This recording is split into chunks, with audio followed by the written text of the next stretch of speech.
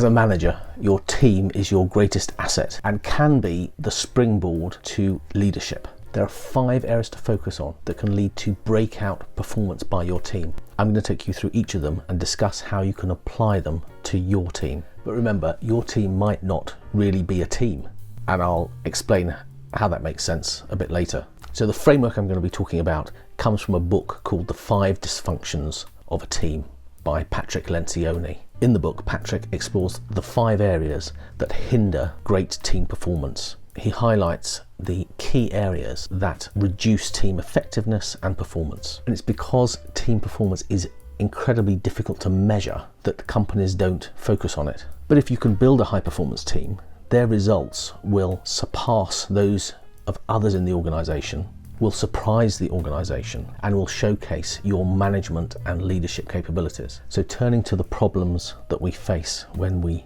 manage or lead a team. The first is a lack of trust. Teams that don't trust each other fear vulnerability. Therefore, members of the team are unwilling to admit mistakes and are unwilling to discuss weaknesses. This is the foundation layer of a team, that level of trust. The second problem is a fear of conflict. Even if you have trust, you then need constructive conflict. And if you can't have debates, if you can't have discussions in a constructive way, then you get artificial harmony and you get no real breakthroughs in achieving the goals of the team. So you've built trust, you've dealt with that fear of conflict. The third issue is a lack of commitment. You need the team to really buy into the goals, the outcomes that you want as a team. Without that, you may have interesting discussions, but you won't actually get anywhere. Fourthly, is this idea of accountability. Team members will avoid accountability. They will also hesitate to call out their peers to make sure that everyone is performing to their best. And the fifth area is an inattention to results. You may have all those other 4 areas, but you then need to focus on what you're striving to achieve as a team. So I've talked about the 5 dysfunctions, the things that Patrick Lencioni talks about as the key building blocks of a high-performing team.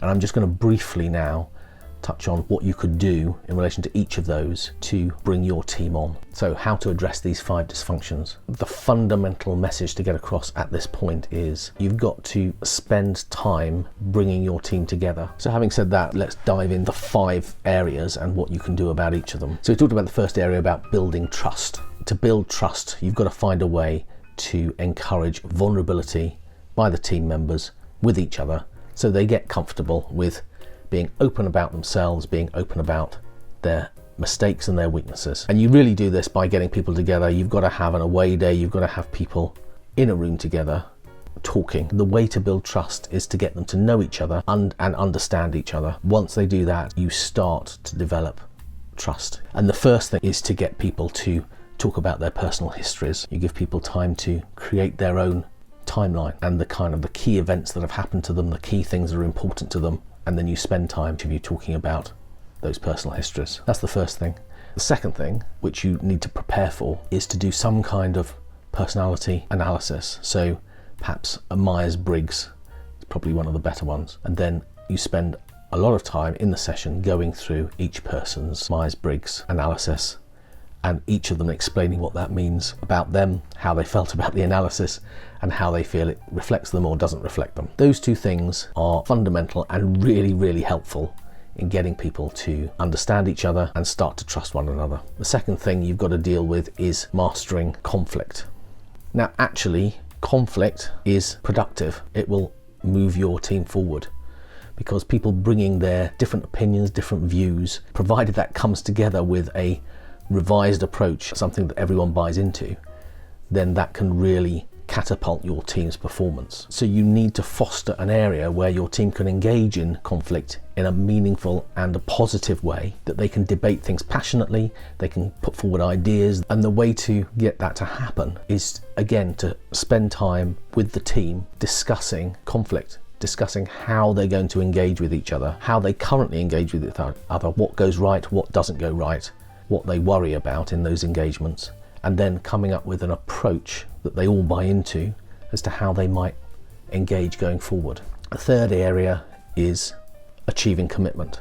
And to achieve commitment, you've got to get the team members to really buy into what the goals of your team are. And so you need to discuss as a team why you're there, why they're there working, why they're a member of the team, why they want to be doing what they're doing, what your company's goals are. Part of it might be what your functions goals are, to come up with a series of areas of focus that are really important to all the members of your team and that they can all buy into. Okay, so you're achieving commitment by getting the team to focus on their goals and direction as a team. Next, you need to get your team members to embrace accountability. And how do you do that? You need to find a way of getting team members to hold each other accountable for their performance in relation to the team. And you need to enable team members to hold each other accountable for their behaviors. To do that, you need to help team members be able to positively and constructively give feedback to one another in relation to their performance and in relation to their behavior. The fifth area, focusing on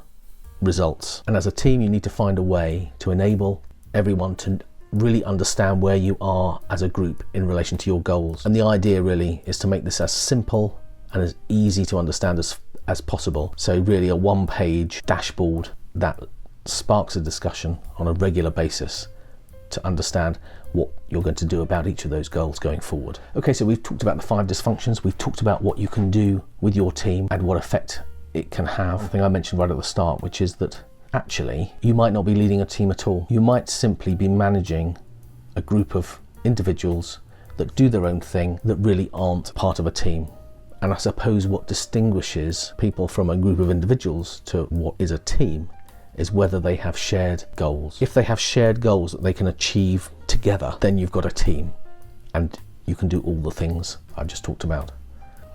If not, you really don't, and you have to manage those individually, or you find a way of bringing them together as a group, creating goals that are really important to them as a group. So something to think about.